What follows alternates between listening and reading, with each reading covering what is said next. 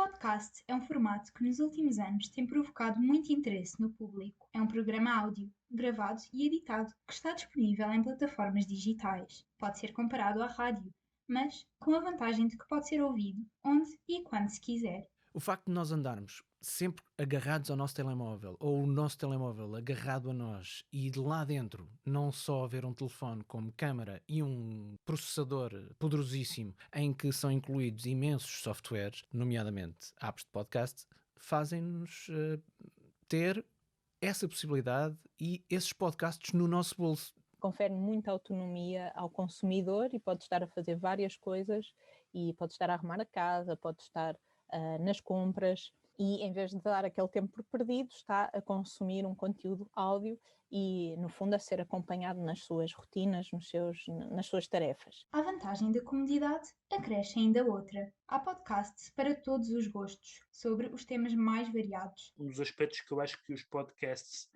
e aliás a lógica toda da internet é essa, é que respondem muito à necessidade, digamos,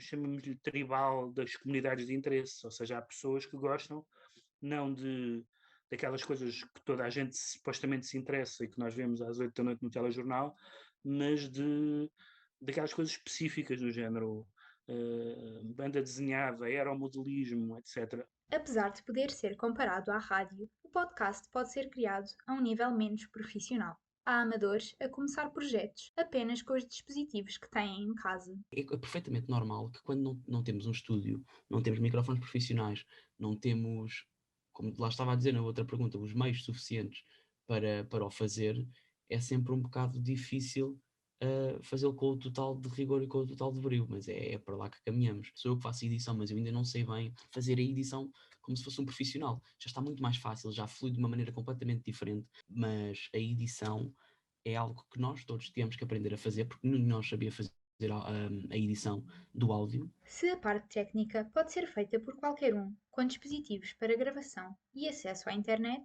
o que distingue então um podcast de sucesso? Aquilo que faz a diferença na área dos podcasts é ter boas ideias. Como em tudo de resto, é termos boas ideias e lutarmos por elas, sabermos pensá-las bem e concretizá-las da forma ideal.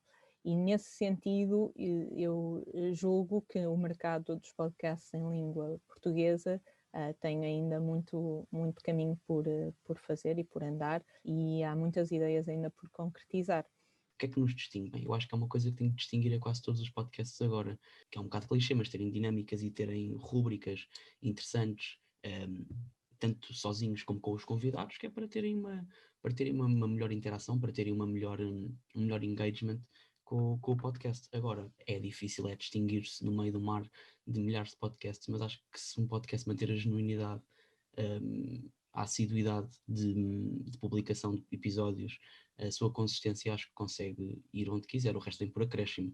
A rádio e os podcasts são semelhantes em alguns aspectos. A vantagem do podcast é que tem uma maior fluidez, sem o constrangimento da publicidade ou de programas definidos. Mas há também podcasts que ganham espaço na rádio. O facto da rádio colocar muito do seu material em podcast é complementar à rádio, e o facto de muito material de podcast poder ser utilizado em rádio, como, por exemplo, rubricas que nasçam em podcast e depois venham a entrar no mundo da rádio, em direto, ou pelo menos da rádio corridinha, acho que são complementares, porque há coisas muito engraçadas, muito criativas, muito bem feitas a serem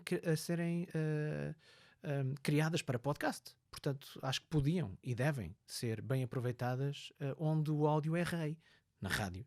Parece-me que a única maneira inteligente de qualquer meio de comunicação não ser atropelado pelo futuro tecnológico é fazer as pazes com o futuro tecnológico, ou seja, estar em diálogo com ele e não dizer, não, nós nunca teremos um podcast. E acho que, em geral, tem havido essa noção, os jornais às vezes com maior lentidão, mas até os jornais já perceberam que isso traz públicos novos.